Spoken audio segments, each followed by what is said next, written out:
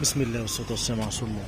مساء الفل. النهارده ان شاء الله معانا تويوتا كرولا. بسم الله ما شاء الله. صاحب السيارة طلب مننا فرش جملي كامل لون واحد، مع خيط ذهبي، مع مخدع كونسول، مع ابواب، مع فبرة فتيس. خلينا افتح لك الفلاش.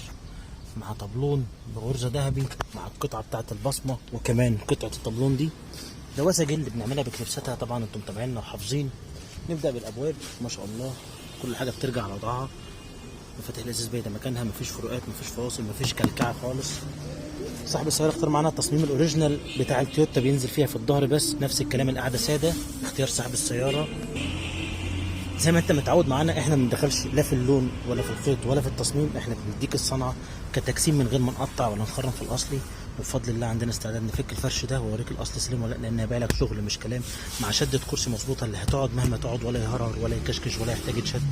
غرزه مسطره زي ما قلت لك، تجسيم مفيش فيه اي حاجه، مفيش حاجه معبيه هوا. ما شاء الله. بص الغرزه، تفاصيل صغيره. هتلاقي القيمه دي نفس القيمه دي.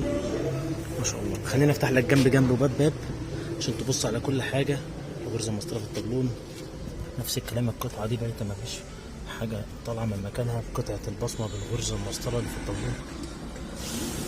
جنب وباب كانك قدام العربيه عشان تستلم. لو لقيت اي ملحوظه قول على طول. بالمناسبه العربيه دي جت لنا من شرم الشيخ، اللهم بارك. ما شاء الله. ادي الباب الثاني وصلك فروقاتك، كل حاجه على وضعها.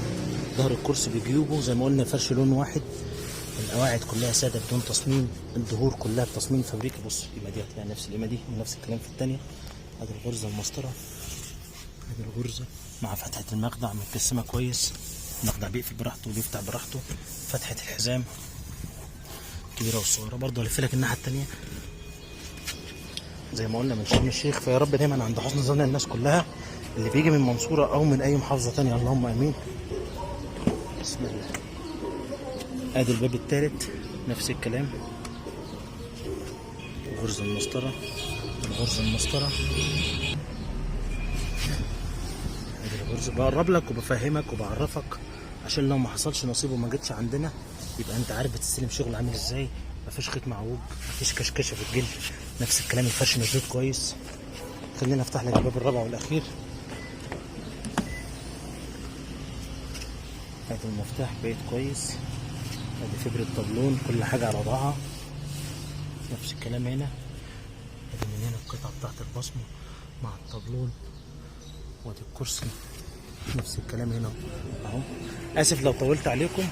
اتمنى التابعونا على طول، ما تزهقوش مننا. اشكركم شكرا جزيلا. السلام عليكم.